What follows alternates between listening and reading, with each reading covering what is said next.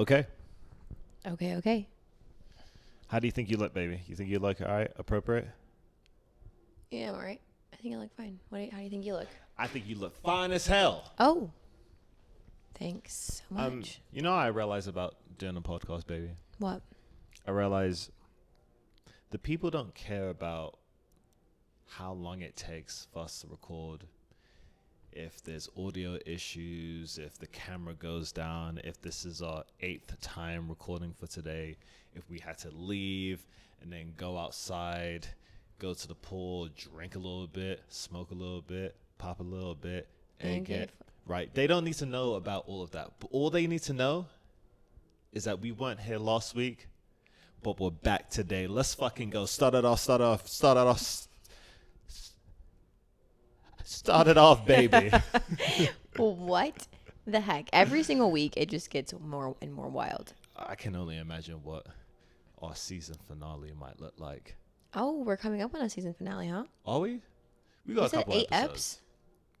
We want it to be a consistent 8 episodes, at least to start off, to make sure that we ain't gonna bullshit you talking about, oh yeah, we're starting a podcast, and then we start 2 episodes, and then we're like, nah, we good here. We're done. Yeah. No. We've made it a long way. Thank you so much for sticking with us, listening to us so far. Don't worry, I've seen how many people be listening. I'm like, people actually want to listen to us? Yeah. We're interesting. I mean, I want to listen to you. That's why I married you. I want to listen to you all day long. Even though you just asked me if we got engaged in San Francisco or San Diego when we just got engaged 6 months ago. Details don't matter. They do. The ring is on the finger. Everything matters, babe. I only just put this ring back on because I left it in my bum bag. It's been off for days. I literally went on a work trip and then you just took it off. When I left the door, you took off your ring. And that's not true. I know. They're going to be listening and like, oh, no. I'm kidding. But actually, no, I'm not. So,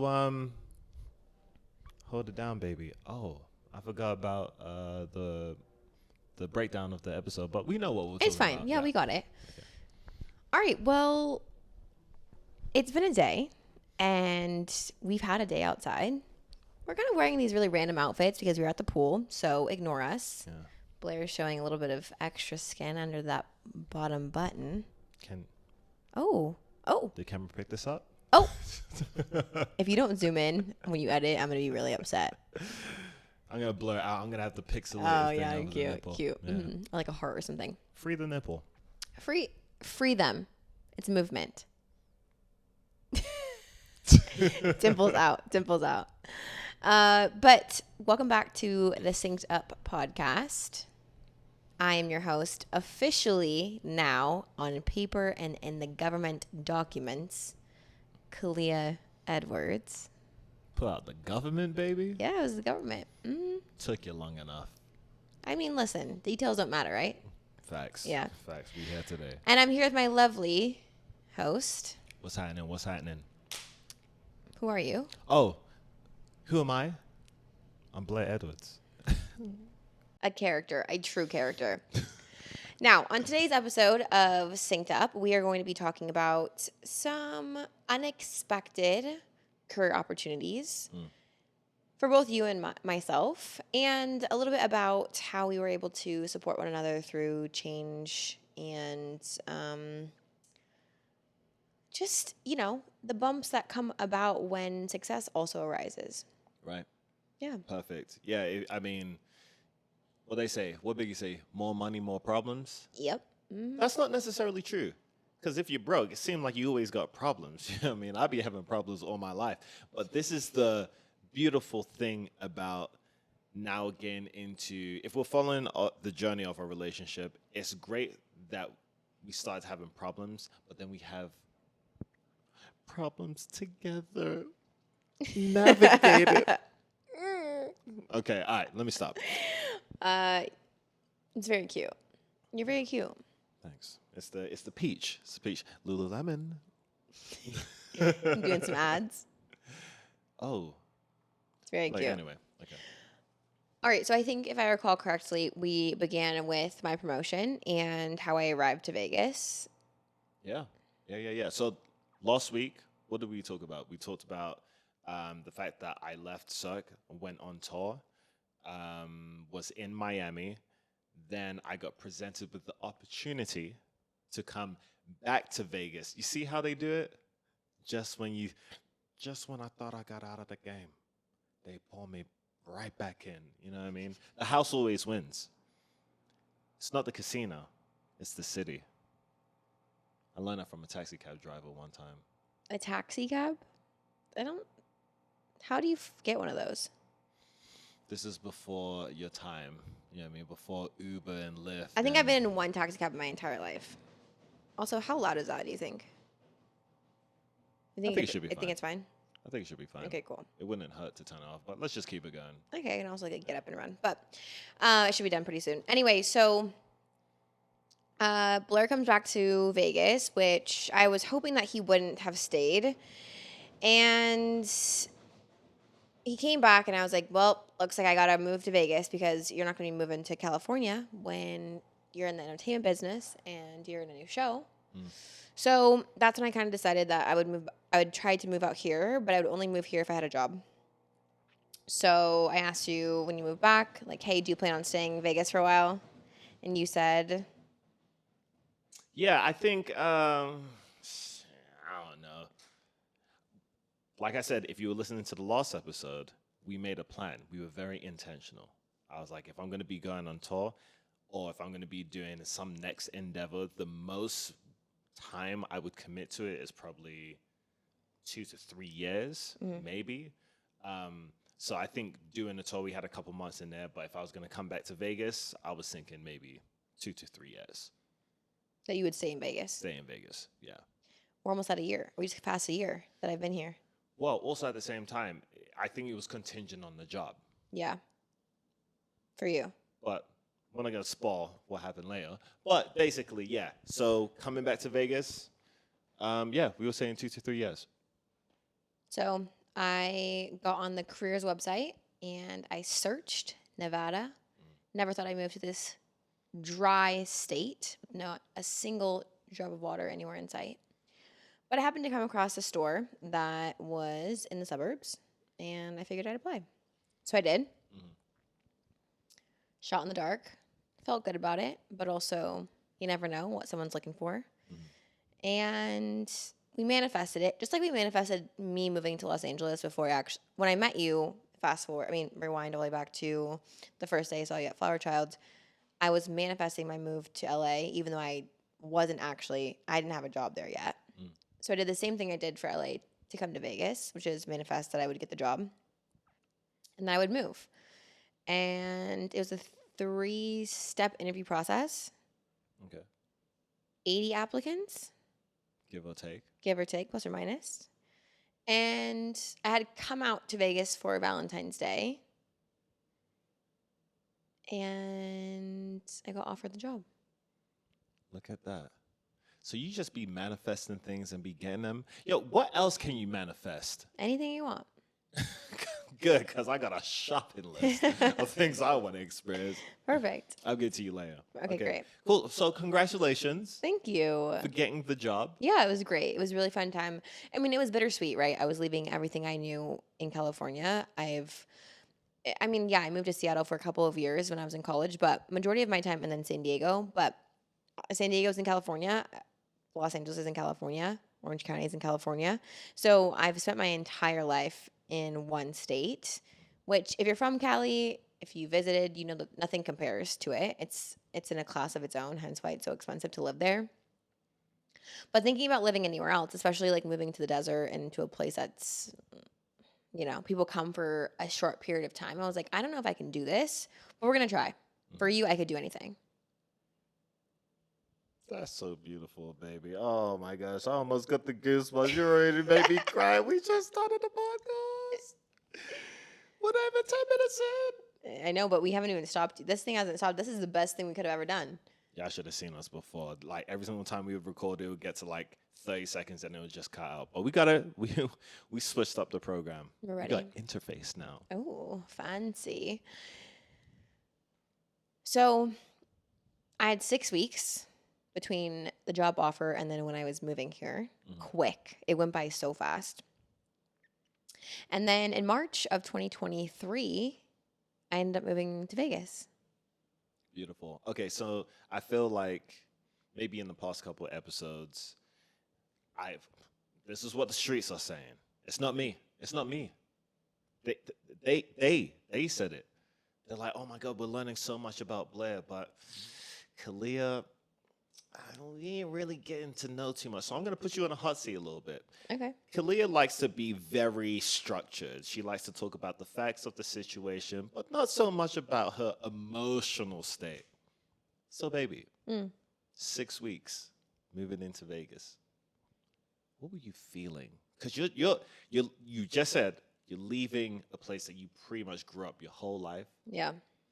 You're now moving to Vegas to be with me. What's some of the energies that's going on? Are you kind of like, goodbye, my home? Are you like, what's going on? Talk to me. It's funny because I don't even think I allowed myself to even feel any feelings because things are moving so quickly that I was like, okay, formalities, like we got to figure out the relocation. Where am I going to live? When's the moving truck going to come? When am I packing my things up? And at that time, I had moved back home to my parents' house from the apartment that I was living in LA for a few months. So it was kind of like I knew that when I moved back to my parents' house, it was a stepping stone for what was going to come next. I knew that it was temporary. I wasn't going to be there forever.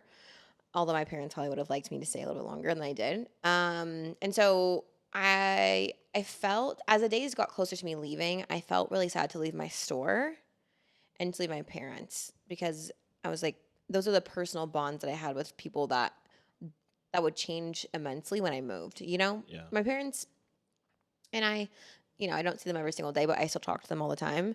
And Bree, like I talk to her pretty much every single day. Still, it's different because we don't work together. But I knew that everyone else that I was leaving behind, our relationships wouldn't be the same anymore. So it was kind of a mourning Yeah. of what my life was, and then but excitement about what it could be and what opportunities would present themselves with me living out here, knowing that we'd be together every single day. We weren't being long distance anymore. There was a lot of unknowns about like who I would meet here and how we would gel together and what would it be like for us to cohabitate. So kind of sad, but also very, very excited and hopeful for what the future would hold, especially for you and I. It's a change you were very much welcoming Yeah, to. I was ready. I mean, I think we talked about it in Miami, but when you might have stayed on tour for longer, that's when I was thinking, okay, how much time can really go by that I'm comfortable with us continuing to be long distance? Hmm. And not that we weren't doing okay because we were great, Yeah, but it's just there's something different about living with somebody and being able to spend time with them every single day that we miss out when we're not physically in the same space. for sure. For sure. Which leads me to my next question. You move to Vegas.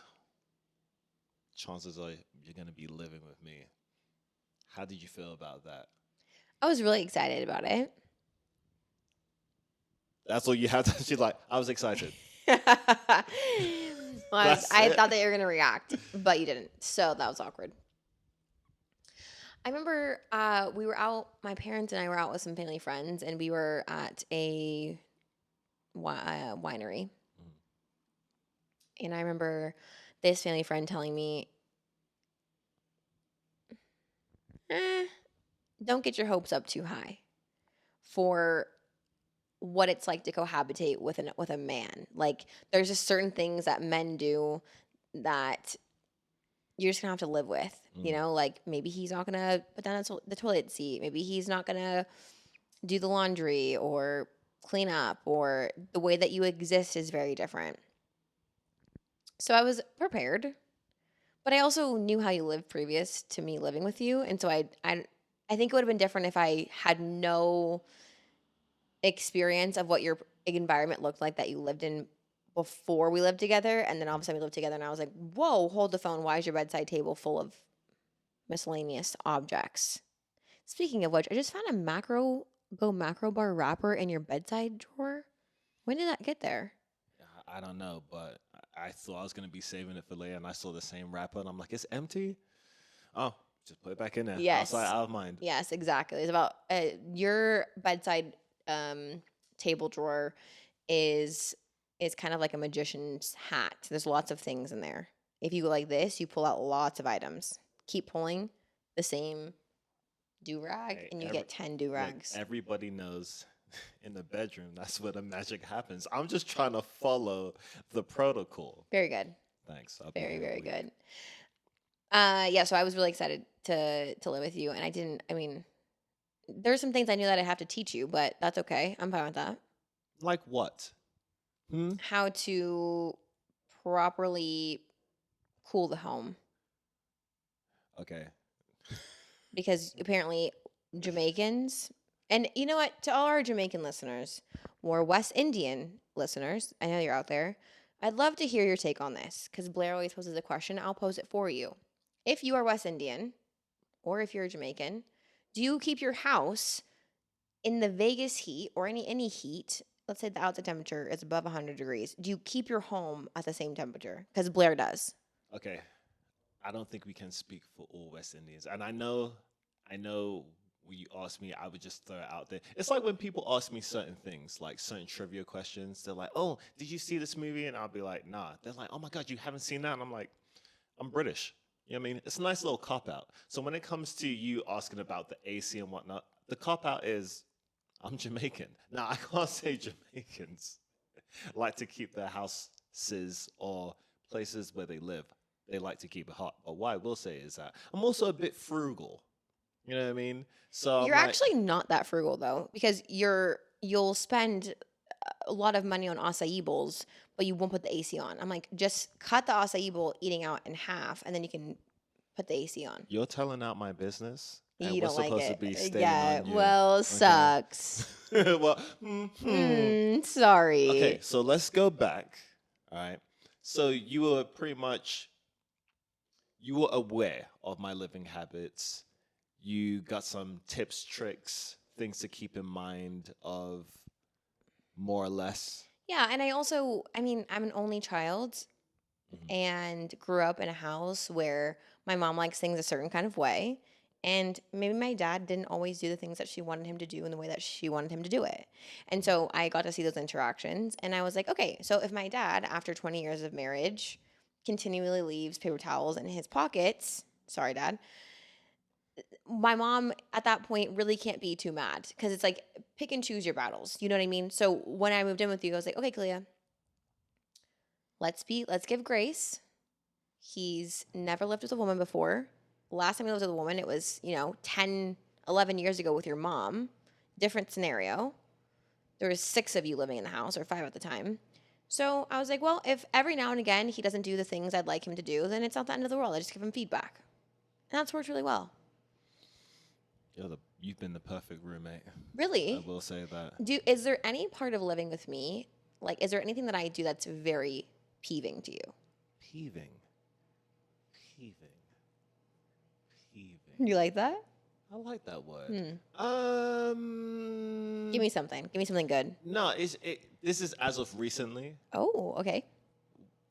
I'm not a gamer, but now I play games, and as a roommate, I would appreciate a little bit of space while I'm doing something. But sometimes Kalia would be like, "Hey, babe, I have such and such on the phone. They want to talk to you." I'm like, "Oh my gosh, this is not good." Now, don't get me wrong.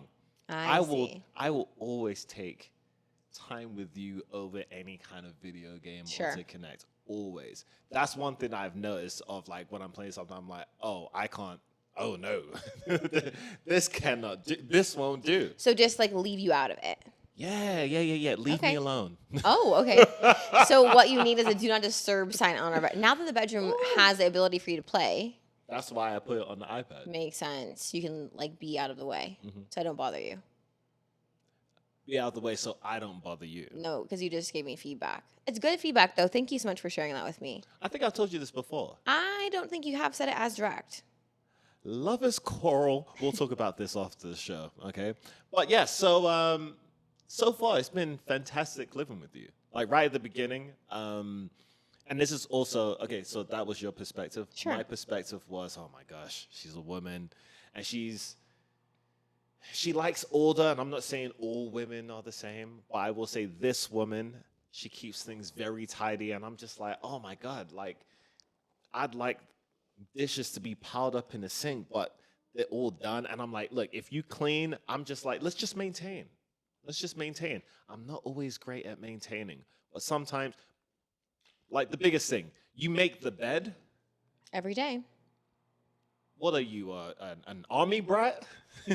Were you a cadet? I'm like, what is that? But you do it There's so studies. nicely. There's studies about making your bed. You sleep better at night when your bed is made before you come back into it. Well, shout out. That's probably why I hardly sleep throughout the night. You sleep well.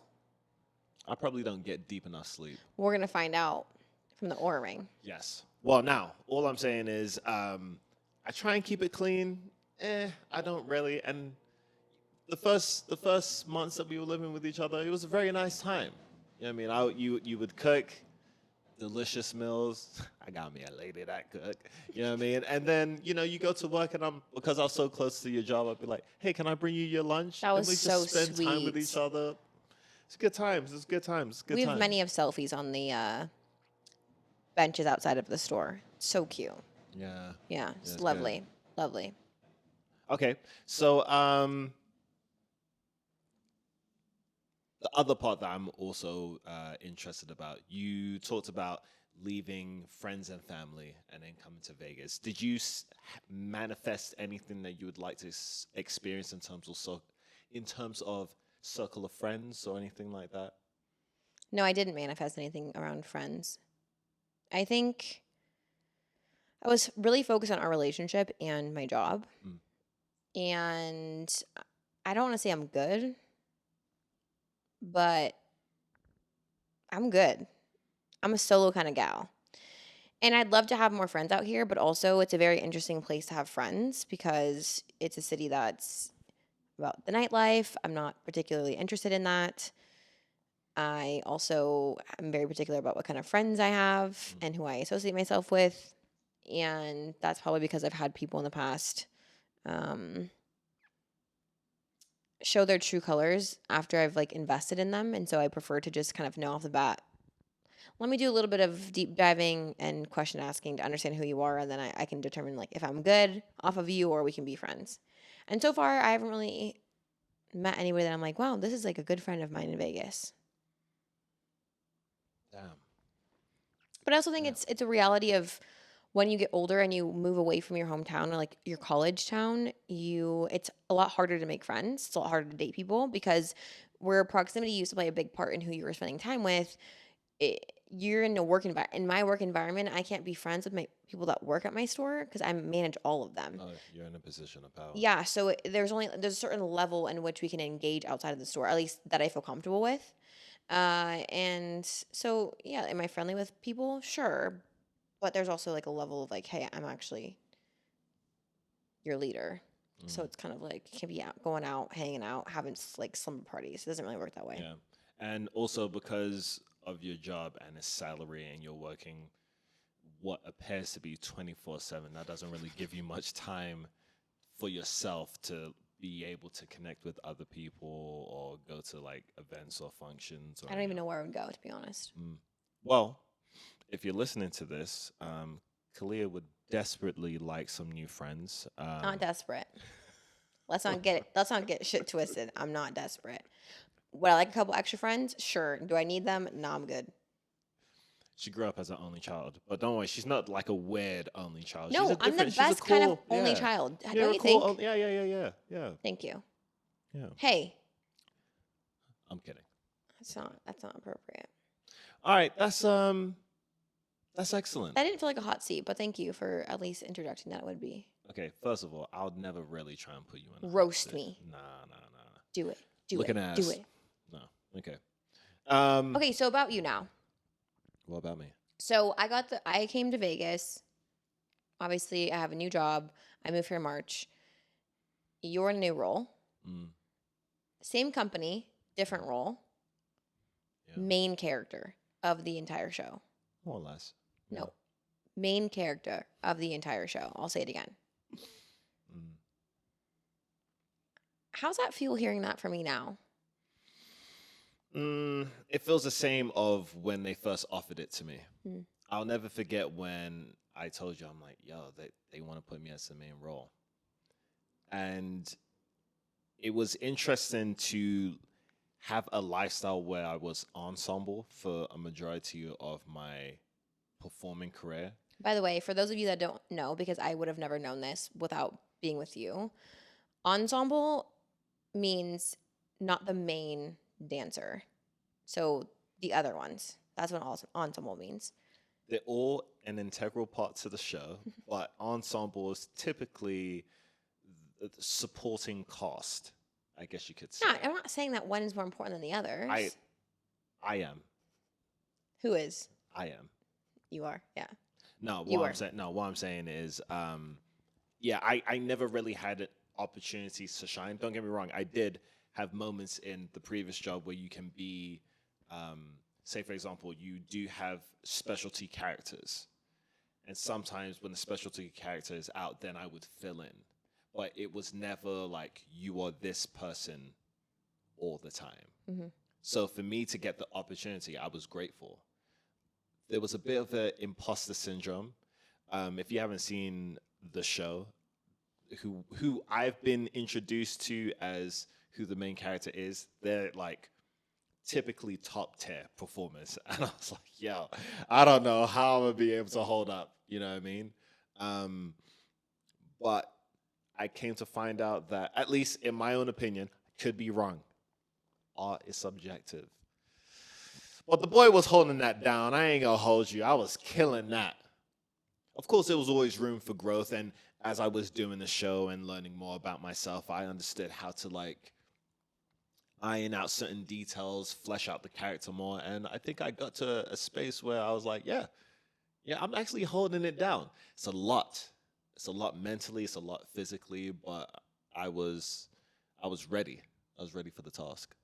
Felt good. You also did tell me, I don't know if I'm going to say this. This might be a slight caveat. I don't know. I remember when you were like, okay, so you're going to be the main character at this show. Look at you smiling. Do you know where I'm going with this? Yeah. In fact, tell me what you told me. About entering the space as the top dog. Mm-hmm. And what people's perception might be of you entering that space in that at that level. Yeah. What did you kind of not brush me off, but were you like, I mean, yeah, sure, whatever. Well, I'd like to be as humble as possible. And then, yeah, sure, there's a little element of like low self-esteem, maybe. But I never really saw myself as top dog. Rarely. Okay. I never saw myself as top dog going into it because I was already acquainted or familiar with a majority of the people in the show. Okay, so help me understand. Bridge the gap for me. How does knowing folks that are already in the show mean that you're not the top dog? I was already seeing it as me entering in this company. I'm a part of the family. I'm a part of the cast. We're all a team. Don't you love when people say, I'm at work and we're a family? It makes me feel like we're in a freaking scary movie. Well, yeah, I said it because, that's like the PC thing to say. Yeah, but then you hear that now and you want to run away to the hills. Of course. Yeah. Jeez. But what I'm saying is, as far as that cast, because it's completely new, I'm like, yo, like, I get to be a part of the cast. That's what I was really happy about. But I didn't see it as any kind of hierarchy kind of thing. Now, that being said, so I came in with my head like low and just being like, hey, everyone, how you doing? I'm really excited. But yeah, I think after a couple, I mean, I didn't pay attention a lot, but as I was being a part of the cast and being in that environment, there were murmurings. There was a little seeds planted here and there, just in terms of a narrative about me. That you're what? What was the word that they used? Was it arrogant? And I was like, what the hell does arrogant mean? I had to go to the dictionary. I was like, what the arrogant? That ain't me. But what I learned is I think entering. So when I left Cirque, I never really spoke up for myself. I was just very like happy to be here. I'm grateful. I'll take everything that I can. I understood though, and especially with being with you, there's an element where you can still, I don't want to say speak up for yourself because that kind of sounds as if like someone's like attacking you and then like you're trying to fight back. But I started to learn what it meant to advocate for myself. So there were some times where in certain environments, if you advocate for yourself, some people could see that as you're not grateful for the opportunity you might have. Some may seem as you might be arrogant, and I've realized that even though I never felt that way, like I'm better than anyone else, I just thought that my actions would speak louder than my words. So I just focused on doing the best in the show. Anybody that really was cool with me, like we would all be cool. Or at least this is what I thought my perception was. Or maybe it's what you were willing to happen. That's what I thought was happening. I think you're trying to will it. I think you came into it like, hey, I'm not the top dog, and if I come in like this, if I come in grateful, then like, no one can really not like me. And it's like, well, I mean, I was grateful. Right, I know that you were, but what I'm saying is for you to come, it's one thing to come in grateful and also be like, I deserve to be here. I don't think that you necessarily thought in the very beginning you deserved to be in that spot. Yeah. Yeah. Imposter syndrome. So like if you enter a space, it's just like a dog, right? A dog knows who the alpha is when the dog walks into the room. If there is no alpha, the dog takes over as alpha. That's why good trainers know how to assert themselves in that position. Okay. So if you walk into a room and you're like, I'm grateful. I'm grateful. So great to be here. Thank you so much. But you're not like asserting yourself as like, no, I'm here. Like, this is my spot. They smell blood. It's like sharks in the water, especially in a room full of alpha males. And we had this conversation when we talked about you going from Cirque to Magic Mike. It's a very different type of person who's employed by either company.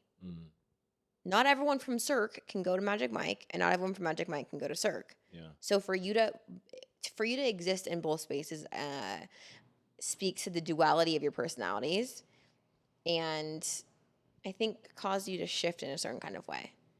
Sure. I mean, it was a learning curve. Yeah, and I knew I had foresight into this because I had a similar experience when I transferred. Transferred where?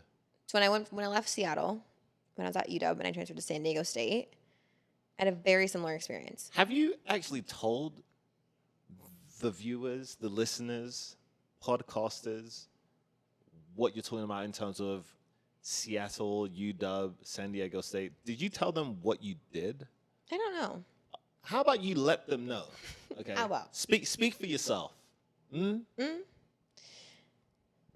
What I'm referring to is that I played basketball collegiately at the University of Washington for 2 years, and then I transferred to San Diego State for 2 years.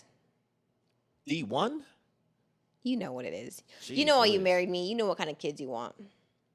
Okay, see, there large you go. and in charge. There you go with the kid talk will never end until you give me what I want. Jeez Louise. Maybe your dad inspired me. I don't know. Since your dad was like doing this. Yeah. 28, 20. I'm like, damn, is this a geriatric pregnancy? That man is a joker for true. Anywho, so you played college in basketball. Collagen? You played college in... Wait, no. Oh, what am I saying? You played basketball in college. Yeah, I thought you were saying collegiate basketball, but then you were trying to say it the other way. Okay, yes. No, I was mixed up. Yes. I was turned around. I did play basketball in college. Mm-hmm. What kind of an environment is that? Because we're thinking like that's like damn near right before like WNBA playing overseas. Sure. Yeah, I mean, it was not a great experience. I did not enjoy my time playing basketball in college. Yeah. And that's a long story. I'm not gonna we can get into that in a different episode. But everything that I went through prepared me for the things that I'm going through now, or at least give me some information as to how I can support you better or support my team better, because I learned so many things so early on. You have to think, I was 18 when I got to college and graduated at 22. I learned more playing and the shit that I went through than I learned in the classroom when I was in lectures. You know what I mean? Mm-hmm. So when I transferred, I came from this is going to be a little bit of like mansplaining or womansplaining, but when I went to University of Washington, that's a Division I basketball school, right? So top of the food chain, Pac-12, not anymore. And that means it's a big conference. It's a Power 5 conference. So best talent, all the things. Biggest girls, fastest girls, blah, blah. Top tier.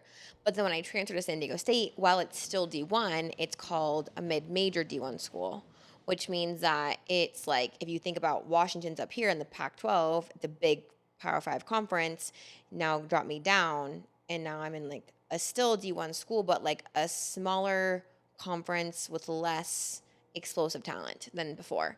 So when I transferred, maybe I wasn't the top dog at University of Washington, but when I got to San Diego State, the skill sets that I had, the mindset that I had, the way I was conditioned, all those things was far beyond what my teammates at San Diego State had access to.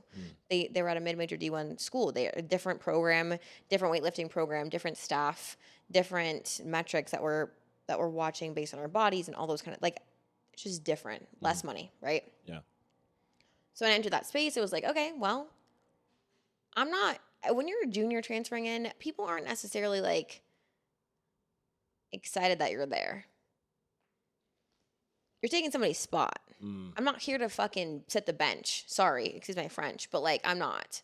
So if that's the case, that means somebody who thought they might be starting this year, chances are I'm taking somebody's spot that might have thought it was theirs already. They've earned it.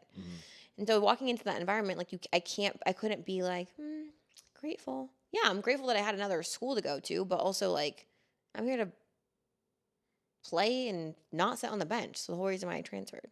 So when I was thinking about you entering this new space, I'm like, I wonder if he's ever experienced this before, where he's walked into an already established team and comes in as a top dog and has to like tries to assimilate himself. And how's that going to go? And how is he going to feel? And how are the people going to receive him that are already there?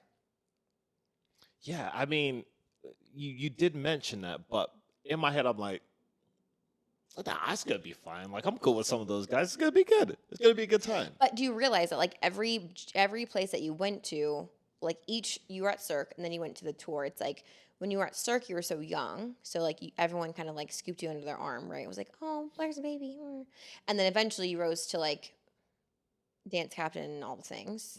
One of the best dancers there. That's not my opinion. That's just facts. And I can say that because I'm your wife. And then you went to the tour where the team was being developed with you in it. Like you're a founding member of the tour. Yeah. So you didn't have to assert yourself. Everyone was trying to figure out who they were. But because the show in Vegas was already so established, as some might say, it was a mature market. Now, see, this is interesting because if I could have went back in time, do you think that there was anything I could have done differently, or Yeah, be unapologetically you. don't you think that would have made things more worse? I don't know, but at least you're being yourself. You're not trying to placate other people.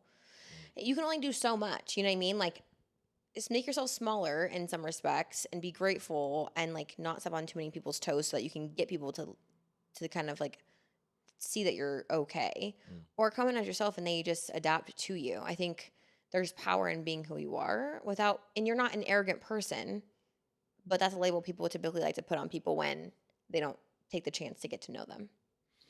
And that's unfortunately their problem, not yours. Well, I mean, as it sounds nice, sounds good on paper. I personally, I don't like it. Maybe I'm an idealist in that way. I'd like to operate in the best way possible. But I mean, sure, that could be a reality. I will say that entering in that space, I learned a lot, and I learned a lot about myself. Just when you was like, yeah, you need to be yourself. I think I was shedding a reality from before and trying to figure out who I am now. Like, outside of my circumstance. And of course, with being with you and learning more about myself through that lens, that's why I started to learn. Okay, there's some things that may not jive well with me, and what do I do? Do I just keep silent? Do I raise hell? Do I find a mixture of like a happy medium? And I figured out that I will always advocate for myself and then try to figure out what the happy medium is. Now, in terms of being in that space, what does advocating for oneself look like? Just like, hey, I notice this is what's going on and I don't really understand why it's like this. Could you educate me more on this? And I could be wrong. And I'm always happy to be wrong so that I can learn. But it just seemed that every single time I would ask a good question, there just seemed to be a bit of resistance towards that. I don't know what that is.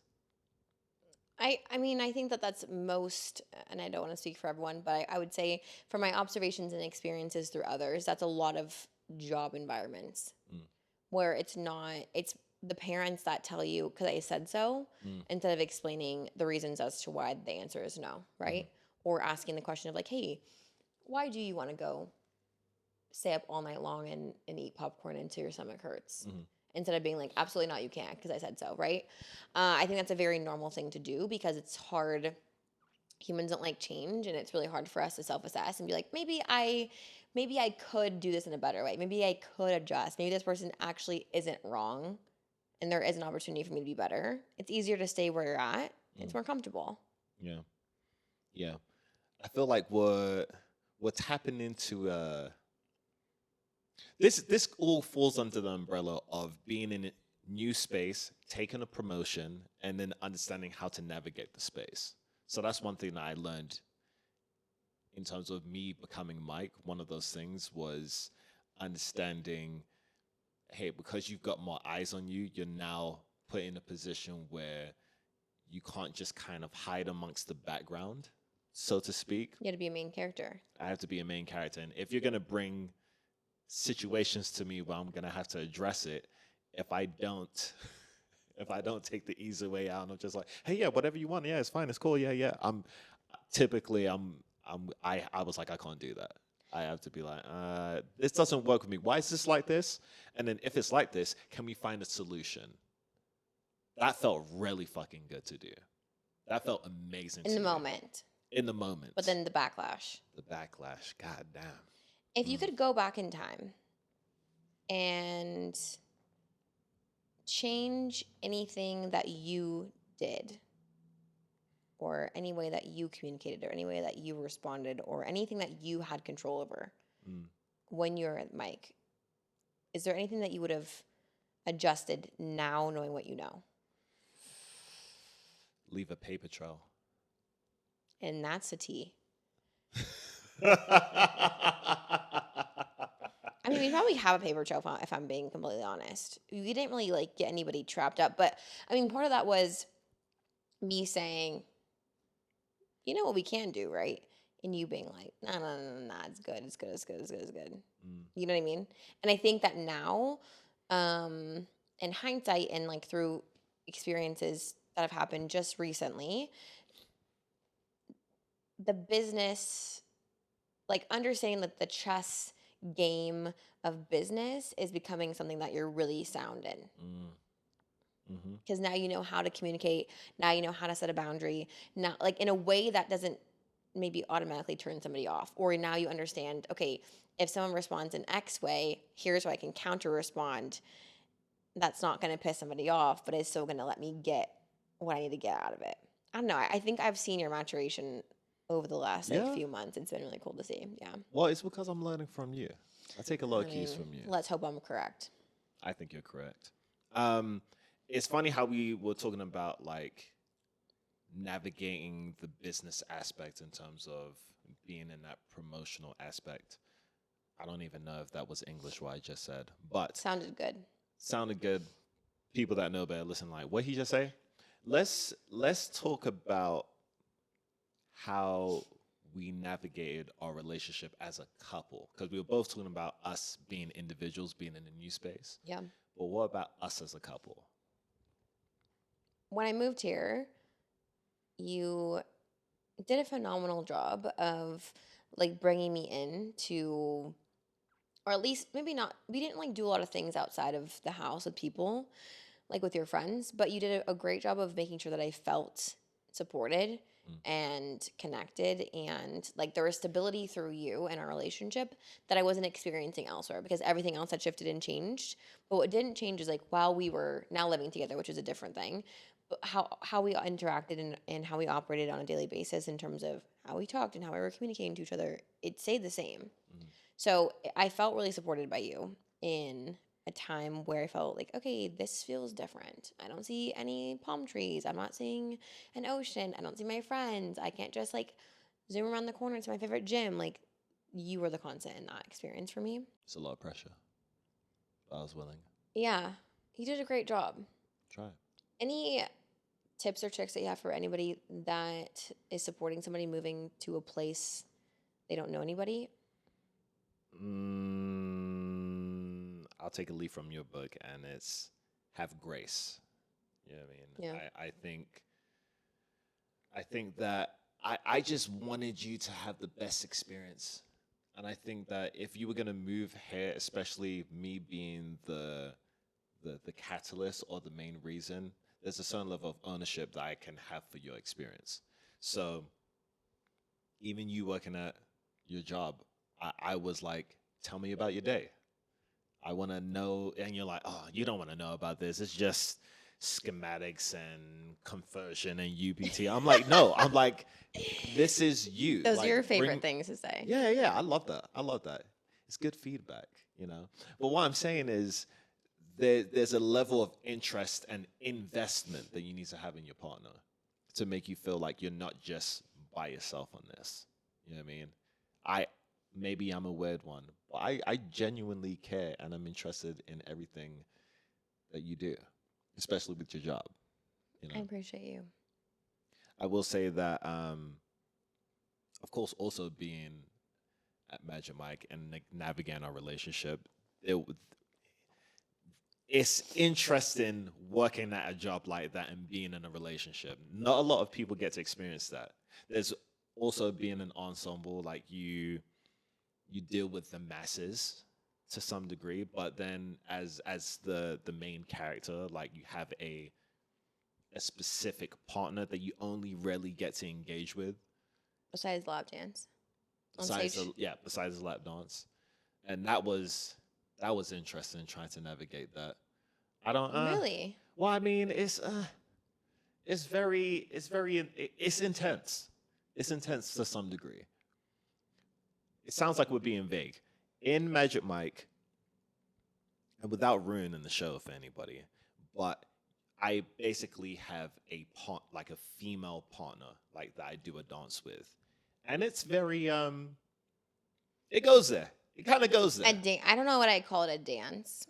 You all are dancing on the ground with water and naked. Well, not naked. Okay, he's You wearing can say half naked. he's wearing tiny briefs, and she's wearing her bra and panties lingerie style. There's water sounds involved, there's ass slapping involved, there's humping involved. Yeah, it's a lot. She's sitting on your face. I mean, there's a lot of things going. If you would like, I would we can put the hyperlink in the comment section below the video. I don't even know what I'm saying, but you know what I'm talking about. You can go on YouTube and find it if you'd like. It's a lot. I remember I got so many questions about it, how I felt about it, what did it make me uncomfortable, how would I let you do that? First of all, I don't have a choice. It's your job, technically. And it's like acting. Mm. Our favorite actors and actresses are always on TV in some sort of scene that's a little bit racy, and they might have a spouse at home. And it's like, okay, well, it's actually really unsafe for you to be doing that. Yeah. Yeah. So you're not thinking, I mean, maybe, I don't think you were, you're not thinking about things in a sexual way because it's so dangerous and you're focusing so much on not dropping your partner that you really don't have time to be like, ooh, wow, this is feeling good. You know what I mean? It's like, Ooh, ooh, wow, feeling good.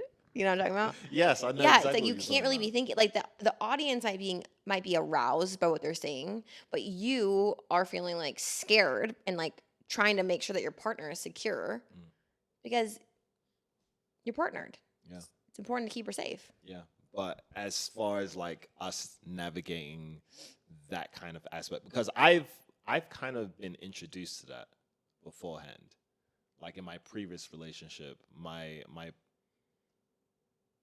partner she played Juliet. Wow. Yeah, she played Juliet. And so she had a full on makeout scene with her partner. And Tongue. see, I don't want to think about it. I don't remember The anyone but people you. want to know. All I'm saying is this: every single time I would come to see her show, or better yet, if I brought people to see the show, they'll be watching, and then it will go like this. When they start seeing the makeout scene, they will look at me like, "Yo, excuse me," and I'm like, "Hey, it's acting." I think no, it was acting. But so I was already accustomed to it, but I think your temperament and your mindset, just as you said, understand like me breaking it down, like this is my job. Top dog. Main character energy. This is my job, and it's dangerous, and we are locked in. I'm not interested in anyone but you. Just making sure that was still good. Okay. That you understand that it's more functional than it is pleasurable or arousal, if in a way, no matter what it looks like on the outside. Mm-hmm. So we was locked in that kind of aspect, and there was a certain level of respect there. Yeah, well, I'm like, if you want to, I've had someone cheat on me before. So if you want to cheat, cheat. If you're gonna cheat, I can't stop Wait, are you you from giving me doing a it. whole pause? What? No, I don't want that. Take your hand away. We're racing against time here because it's getting pitch black outside. Yeah, I wonder if y'all can still see us. I mean, we probably can like brighten it. No. Yeah, Yeah. I'll try and sit brighten it a little bit.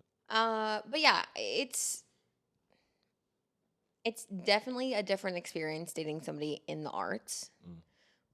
But I've dated people who are athletes, so I mean, I think it's one and the same. One I see on stage and I feel secure in our relationship, and one I don't see and it happens behind the scenes and I didn't feel secure. So, you know, I think it comes back to your partner, the trust that you have, the communication that you have, and being able to explore things and unpack things that maybe make you feel weird or jealous or whatever. Yeah. You know, Yeah. if I had issues with it, I would have brought it up with you. But I felt great. I always trusted you. I still trust you. They're probably like, what is that? Yeah, it's an inside joke. Okay, excellent. Um, is there anything that we should address before we kind of nearing the end of this hour? Is there anything that we should add to this episode in terms of that time frame, or should we? Yeah, I think the last thing that I'll add is you asked about us as in a relationship and how we navigated this together, like all these changes, 2 promotions, essentially. You also leaving Magic Mike, me going through ups and downs at the store, and one of the things I'd written down was support versus solutions. Mhm. And I think it's so important in a relationship to ask a question of, if someone's telling you something, if you're explaining to me what's happening at work, because of the job that I do and because of the person that I am, I think solutions first all the time. It's a very masculine way, I think, like a masculine trait to search for or seek solutions in something. Yeah. And you don't always need a solution from me. Sometimes you just need my support, and vice versa. And so something I learned throughout our time of experiencing so many different changes is asking, or at least trying to understand, if I don't ask it directly, is like, what do you need from me right now? Do you want me to give you a solution? Do you want me to provide solutions that I can maybe see from my vantage point? Or do you want me to just support you? Because it's 2 different scenarios. Bless you. Yeah, 100%. And I think I learned, and that's something I also learned being at CERC. They had an opportunity where they let us know what it means to hold the space.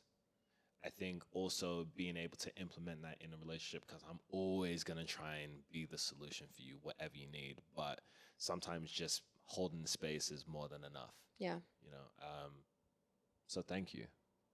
Thank you for showing up for me. Because it was a tough year. It was a tough time. It was a tough time navigating all of that. And you gave the best advice. You gave the best support. And that support gave me enough to try and figure out my own solution, I would say, for that. So cheers to you. Cheers to you, baby. I tell you, you're the best partner ever. I'm the best partner for you ever. And that's all that matters. That is very scary to hear on your headphones or in your car. But truly, you are one of a kind. And to see you grow into your main character energy has been such a joy. Appreciate that, baby. So let's keep it going. We got more things to accomplish. It's Facts. just the beginning. Yeah. We haven't even scratched the surface yet. Mhm. I'm still in my 20s. Can't say the same for you. But life is still young. We are still young. And there's endless opportunities. So I'm excited for us to have a fantastic week. Yep.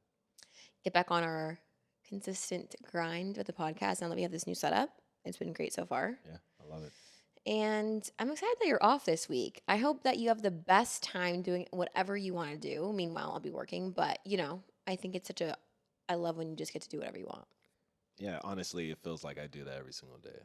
Yeah, you do. But to have you by my side, it distills the excitement. It distills the experience. I'm sorry for everyone else on the rest of the world, but there is nothing like being your partner, being your best friend, just being everything. Oh, you're my best friend.